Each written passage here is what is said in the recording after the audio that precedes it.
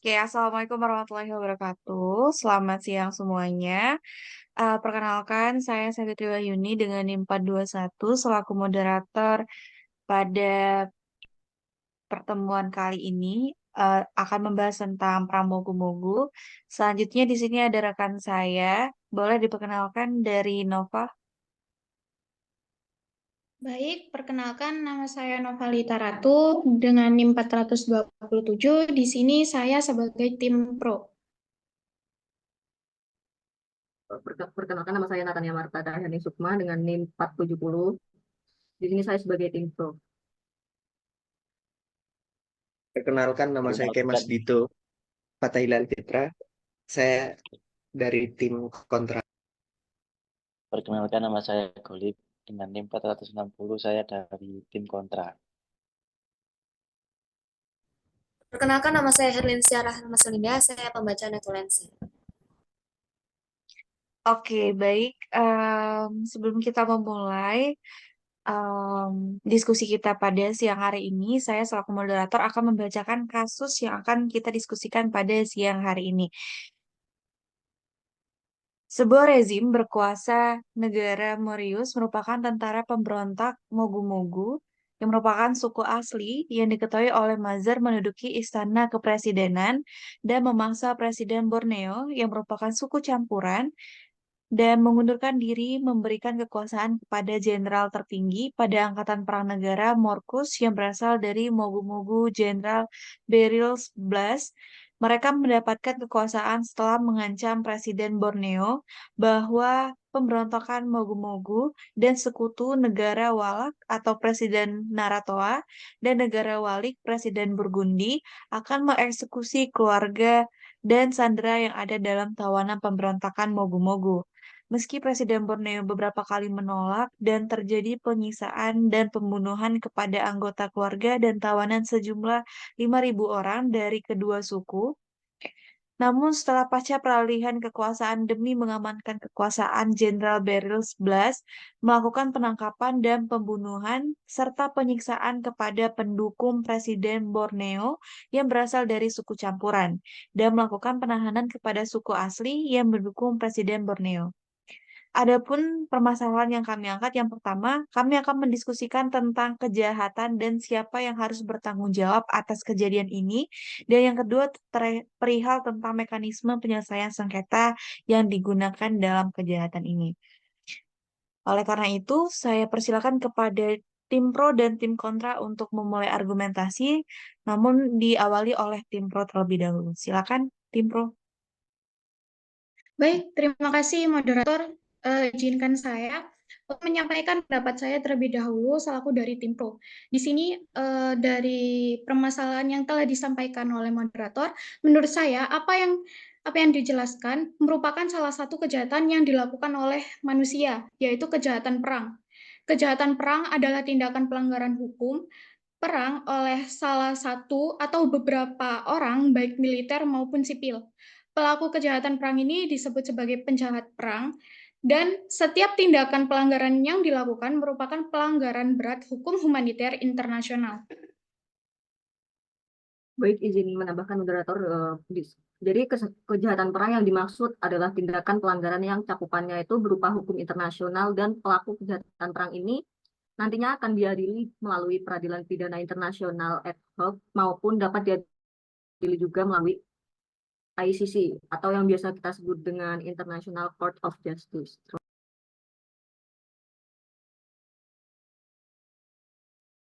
Baik, mungkin dari tim kontra ada argumen untuk membantah tim pro, silakan. Eh, di sini saya ingin membantah, memberikan argumen pendapat saya. Eh, Menurut saya kejahatan ini termasuk kejahatan genosida, dikarenakan jelas sekali apa yang disampaikan kalau kejahatan ini melanggar hak asasi manusia. Karena dilakukan untuk memusnahkan kelompok tertentu, terus tujuan dari kejahatan ini adalah untuk menghancurkan atau memusnahkan sebagian kelompok bangsa, ras, kelompok etnis, dan kelompok agama. Izin menambahkan pendapat di teman saya.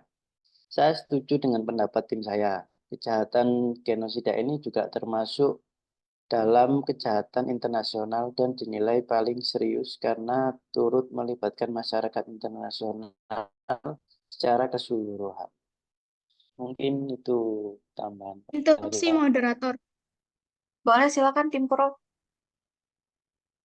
Jadi apa yang disampaikan tim sebelah ini itu tidak sesuai, dikarenakan unsur esensial dari kejahatan perang itu sendiri adalah situasi permusuhan atau pertikaian yang menggunakan kekuatan bersenjata. Dan juga ada pihak yang bersengketa. Kan udah jelas tuh bahwa tentara pemberontak Mogu-Mogu berasal dari suku asli. Itu memaksa Presiden Moreno yang merupakan suku campuran untuk mengundurkan diri dan memberikan kekuasaannya kepada Jenderal Berlis Blas. Di sini kan udah kelihatan jelas loh kalau ada pihak yang bersengketa, dan itu udah termasuk kejahatan perang. Izin menambahkan moderator, jadi tim kami ini yang mengatakan bahwa kasus ini termasuk ke dalam kejahatan perang itu bukanlah tanpa suatu alasan. Pada dasarnya tim kami ini mengatakan jika kasus ini merupakan kejahatan perang itu dikarenakan adanya suatu unsur yang dipenuhi dari perbuatan tentara pemberontak Monggu-Monggu tersebut. Adapun unsur yang telah dipenuhi antara lain itu adanya pembunuhan yang dilakukan secara sadar dan sengaja oleh suatu rezim pemberontakan Monggu-Monggu yang merupakan suku asli kepada Presiden Moreno yang merupakan suku campuran demi merebutkan kekuasaan yang kedua berupa penyiksaan. Jadi penyiksaan di sini itu tentara pemberontakan Monggu-Monggu itu telah yang dipimpin oleh Major kepada Presiden Moreno dan 5.000 orang ini dari kedua suku. Jadi kayak merupakan kejahatan perang menurut statuta ICC yang menyatakan bahwa menyiksa merupakan kejahatan perang yang dapat diadili oleh pidana internasional. Secara khusus praktik penyiksaan merupakan tindakan kejahatan perang karena menyebabkan seseorang cacat baik secara mental maupun fisik. Kemudian untuk unsur yang ketiga ini berupa menahan sandera. Jadi penahanan sandera oleh tentara pemberontak yang didukung oleh kedua negara, yaitu negara Walak Presiden Nautoa dan negara wali Presiden Burgundi ini kepada 5.000 orang yang mendukung Presiden Moreno, termasuk juga keluarga Presiden Moreno merupakan bukti dari suatu kejahatan perang yang dilakukan oleh tentara pemberontak yang diketuai oleh Major atau suku asli Mogu-Mogu tersebut. Dalam kasus penahanan sandera ini, cerita pemberontakan tentara Mogu-Mogu jika ditarik ke dalam hukum pidana internasional itu termasuk ke dalam tindak kejahatan perang. Karena setiap warga sipil di dalam suatu negara yang sedang berkonflik dengan negara lain tidak boleh ditahan, seharusnya diberi perlindungan agar masyarakat sipil ini tidak terkena dampak dari konflik tersebut. Kemudian untuk unsur yang terakhir ini berupa penyerangan terhadap penduduk sipil dan keluarga terdekat Presiden. Seperti yang saya singgung di penjelasan dari berupa Sandra tadi kan, bahwasannya warga sipil ini tidak diperbolehkan untuk diserang dalam suatu peperangan. Jadi pada penduduk sipil ini tuh dilindungi dan perlindungan itu tuh udah diatur dalam Konvensi Jenewa pada tahun 1949. Nah, dalam kasus ini uh, buktinya itu sudah jelas yang mana bahwa penduduk sipil ini tuh diserang, yang mana penduduk sipil ini tuh dari uh, bukti yang keluarga itu yang berupa 5.000 orang. Sekian, terima kasih. Interupsi moderator. Boleh silakan Tim Kan Kontra.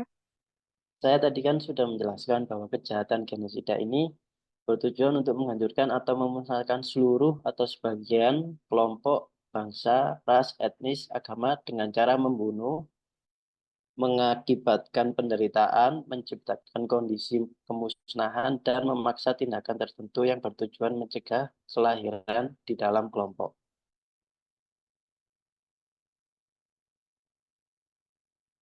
Nah, dari pernyataannya tim Pro tadi,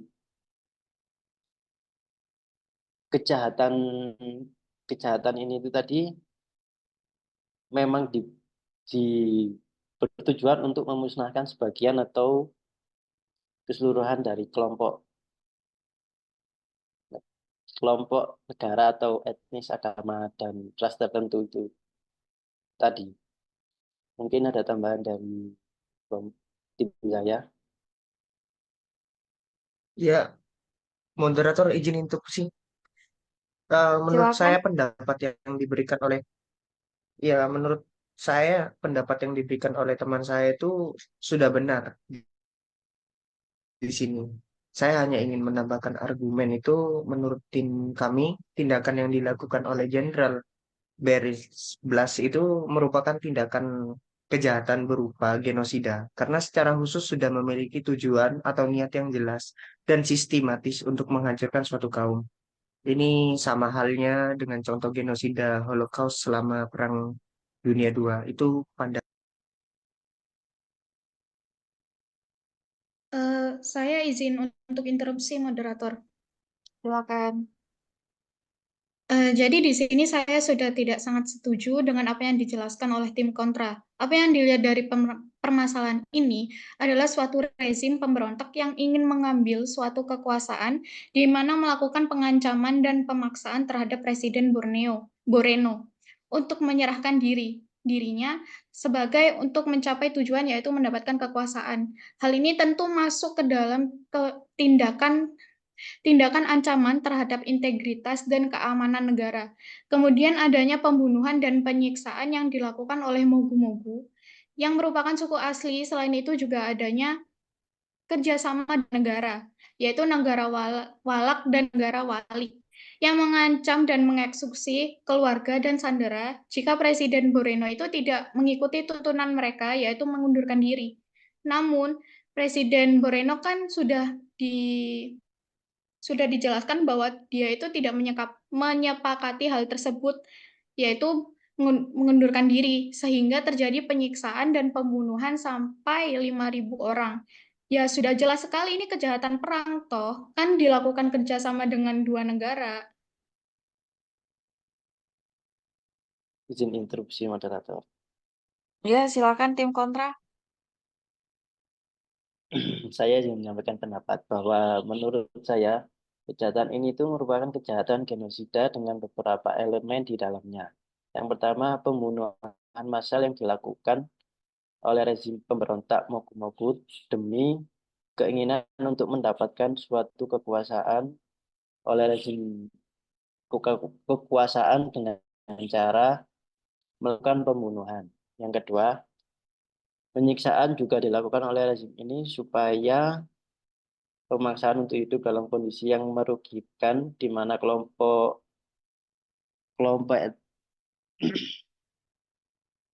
penyiksaan juga dilakukan oleh rezim ini supaya untuk mengecam Presiden Moreno untuk segera memberikan kekuasaannya. Yang ketiga, pemaksaan untuk hidup dalam kondisi yang merugikan, di mana kelompok etnis baik dari suku asli maupun campuran dipaksa untuk hidup di dalam kondisi yang merugikan seperti penahanan, pengepungan, atau pembatasan hak-hak dasar.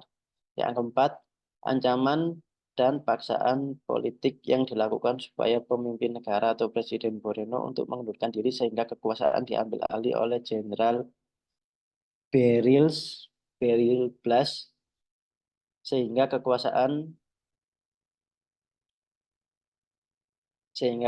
tersebut menjadi pemilik pemberontak itu. Mungkin ada tambahan dari Interupsi moderator. Silakan last statement dari masing-masing tim pro dan tim kontra. Oke.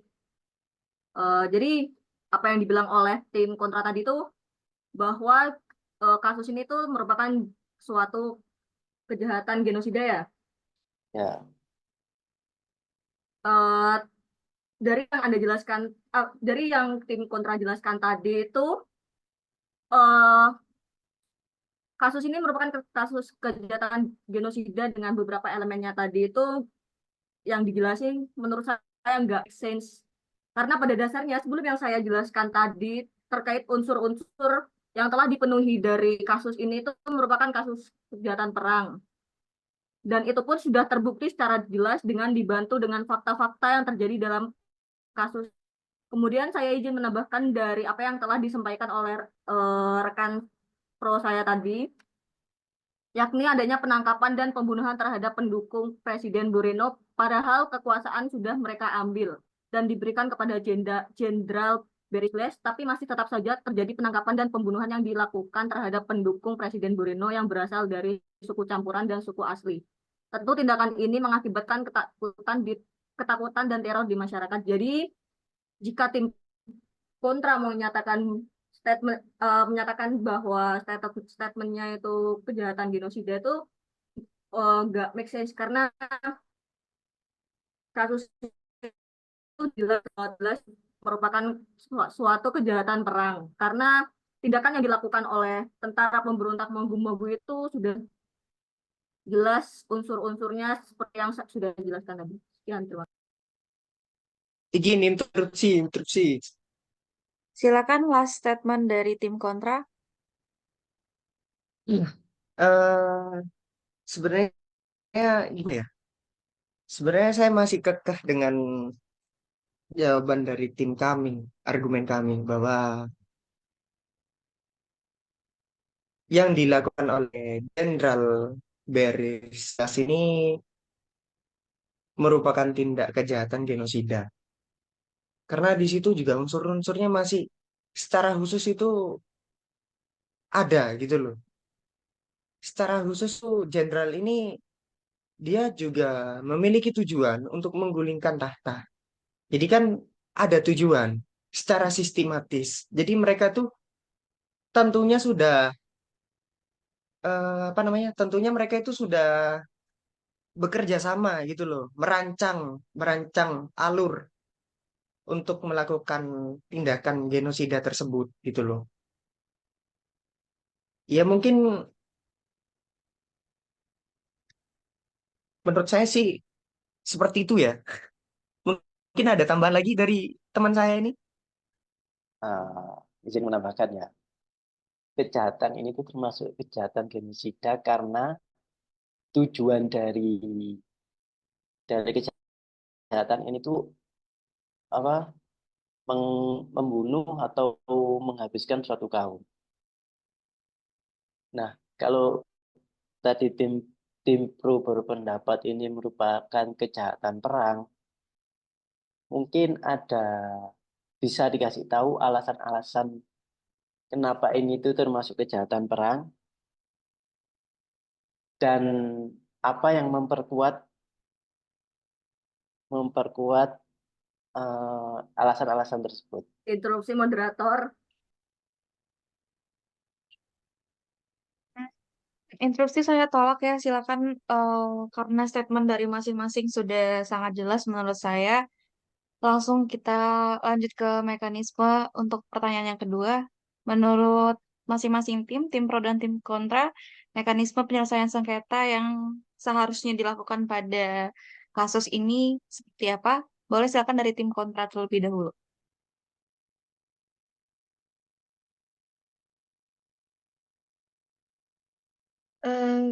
Kalau dari tim pro dulu tidak apa-apa Kak, moderator? Ya sudah, boleh.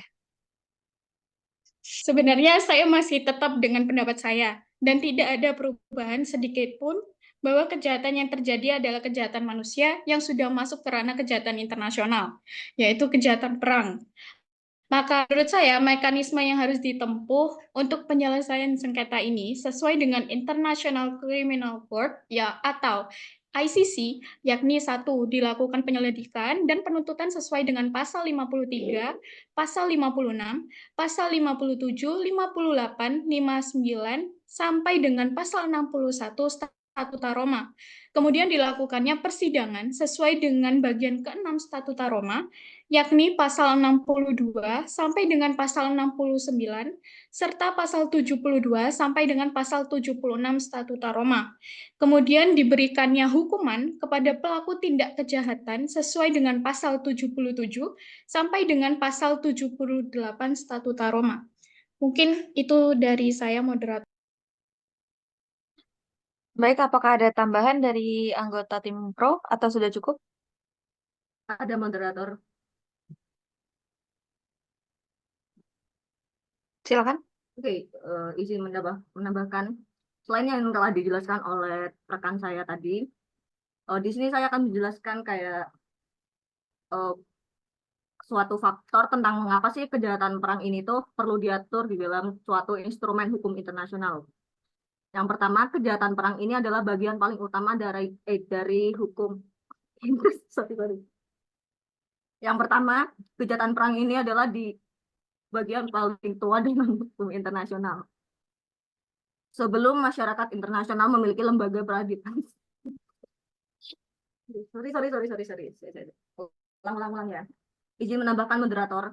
Selain yang telah dijelaskan oleh rekan saya tadi, di sini saya akan menjelaskan tentang suatu faktor tentang mengapa sengketa kejahatan perang ini perlu diatur dalam suatu instrumen hukum internasional.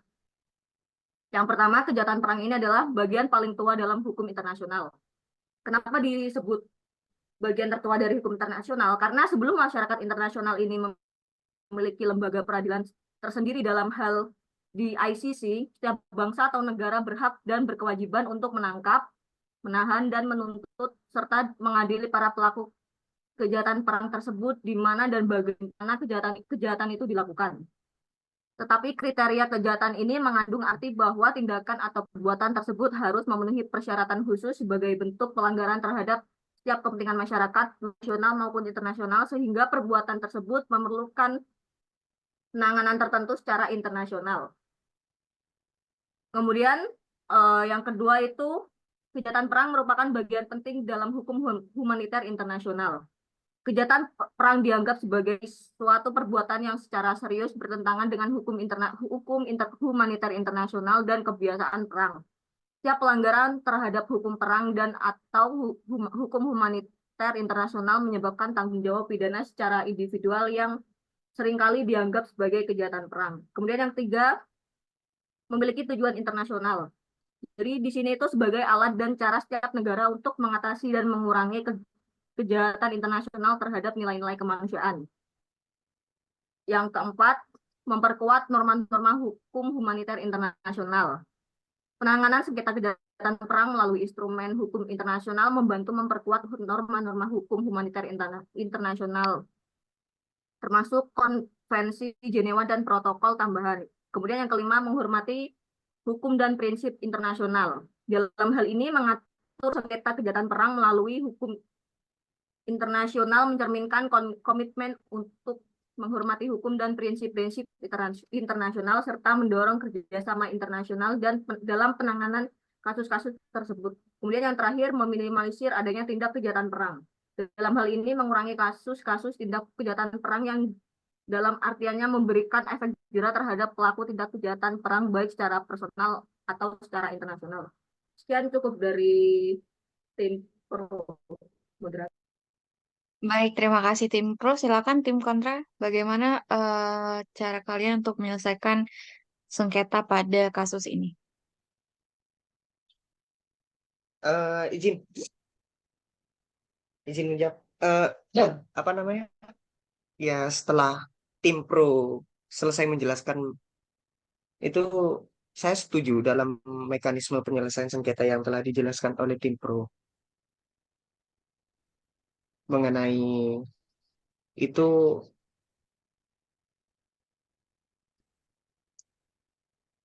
Ya, setuju sih. Mungkin dari teman saya ada tambahan. Baik, terima kasih. Saya kira Silakan. sudah setuju karena penjelasan dari tim pro tadi udah sesuai dengan apa ya, sesuai dengan peraturan yang ada. Oke, baik. Terima kasih tim kontra dan tim pro. Kalau begitu, saya sebagai moderator akan menarik beberapa key point dalam diskusi kita pada siang hari ini. Melalui kasus ini, tim pro menyatakan bahwasannya kasus ini merupakan kejahatan perang karena melibatkan dua negara. Namun, tim kontra berpendapat bahwasannya kasus ini merupakan kejahatan genosida, yang dimana banyak hal-hal yang seharusnya dipertimbangkan dalam kasus ini sehingga tidak disebut sebagai kejahatan perang. Dan untuk cara penyelesaian sengketanya sendiri yaitu melalui seperti yang dibilang oleh tim pro dan tim kontra setuju untuk melakukan penyelesaian sengketa terhadap kasus ini seperti itu. Baik, kita langsung ke sesi terakhir yaitu pembacaan notulensi. Silakan. Terima kasih, saya akan membacakan notulensi dari kasus tentara pemberontakan Mogu-Mogu suku asli dengan Presiden Borneo suku campuran. Kejahatan tersebut merupakan kejahatan perang, adalah kejahatan internasional yang tindakannya mengacu pada nilai-nilai kemanusiaan dengan beberapa unsur dipenuhi, antara lain pembunuhan yang dilakukan secara sadar, pelaku pembunuhan satu atau lebih orang. Dalam kasus tentara pemberontakan Mogu-Mogu suku asli dengan Presiden Borneo suku campuran ini, kasus tersebut memang memenuhi suku unsur yang berupa pembunuhan yang dilakukan secara sadar dan hal tersebut terdapat adanya bukti yang dimana bukti tersebut sangat kuat. Bukti tersebut berupa adanya pembunuhan kepada anggota keluarga dan tawanan sejumlah 5.000 orang. Dari suku dengan membunuh sejumlah 5.000 orang tidak memungkinkan jika dikatakan tersebut adalah tidak sadar. Yang kedua adalah berupa penyiksaan yang dilakukan tentara Morwes yang dipimpin oleh Mazir kepada Presiden Borneo dan 5.000 orang dari kedua suku. Yang ketiga adalah berupa menahan sandera. Penahanan sandera oleh tentara pemberontakan yang didukung oleh kedua negara, yaitu negara wala Presiden Naotoa dan walik Presiden Burgundi. Kepada 5.000 orang yang mendukung Presiden Borneo tersebut juga keluarga Presiden Borneo merupakan bukti kejahatan yang dilakukan oleh tentara pemberontakan yang diketuai oleh Mazir suku asli Mogu-Mogu. Yang keempat, berupa penyerangan terhadap penduduk sipil keluarga, di mana kasus ini berupa penyerangan terhadap penduduk sipil yaitu pemberontakan Mogu-Mogu dan sekutunya negara wali Presiden Burgundi, di mana penduduk sipil yang diserang dalam kasus ini adalah anggota keluarga dan tawanan sejumlah 5.000 orang yang berasal dari kedua suku. Yang kelima, siapa yang bertanggung jawab? Mazir dan Jenderal Berelis Bles merupakan dua orang yang bertanggung jawab secara sepenuhnya karena mereka melakukan kejahatan perang. Mekanisme penyelesaian sengketa kejahatan perang menurut ICCR dimulai penyelidik pasal 55 status Roma sampai pasal 61 status Roma. Persidangannya bagian 6 pasal 62 status Roma sampai 66 status Roma dan pasal 67 sampai pasal 76. Hukumannya dalam berdasarkan pasal 77 status Roma sampai pasal 80 status Roma. Permohon Faktor-faktornya yang antara lain adalah kejahatan perang merupakan bagian tertua dari hukum internasional. Yang kedua adalah kejahatan perang merupakan bagian penting dalam hukum humaniter internasional. Yang ketiga, memiliki tujuan internasional. Yang keempat, memperkuat norma-norma hukum humaniter internasional. Yang kelima, menghormati hukum dan prinsip internasional. Yang keenam, meminimalisir tindakan kejahatan perang. Saya kembalikan kepada moderator. Baik, terima kasih. Dengan berakhirnya pembacaan notulensi, maka berakhir juga diskusi kita pada siang hari ini. Saya, Septi Triwahyuni, selaku moderator dari kelompok ini, menutup dan mengucapkan mohon maaf apabila banyak kesalahan dari tim kami. Terima kasih. Wassalamualaikum warahmatullahi wabarakatuh. Waalaikumsalam.